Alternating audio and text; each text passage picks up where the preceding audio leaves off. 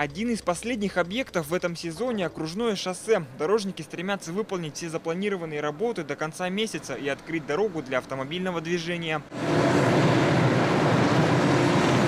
Несмотря на погодные условия, реконструкция дороги идет почти без остановок. Для обустройства дорожного полотна используется особая асфальтовая смесь. Она содержит добавки, благодаря которым работы могут продолжаться до минус 30 градусов. В этом году мы продлили свой сезон строительный. Завезли специальную добавку для асфальтобетона, которая позволяет нам укладывать его в минусовые температуры. То есть это вполне допустимо. Думаю, сейчас закончим первый слой асфальта. Все окончательные работы будут закончены в следующем году.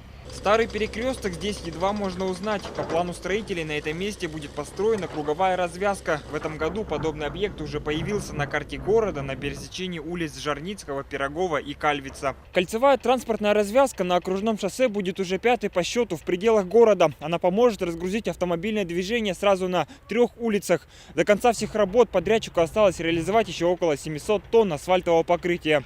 В целом все дорожные работы в этом году идут без отставания от графика. Общими усилиями в этом сезоне было реконструировано порядка 7,5 километров дорожного покрытия.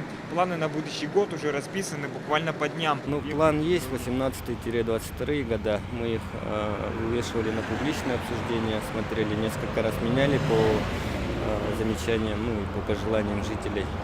Такие улицы, как Хатынь-Уральское шоссе, продолжение Объездного шоссе, Петра Алексеева, Чайковского. Вот самые плохие улицы, они у нас стоят в плане следующего года. Заканчивается и реконструкция дорожного покрытия на улице Ломоносова. Работникам осталось привести в порядок дворовые выезды, тротуары, а также установить новые знаки и нанести дорожную разметку.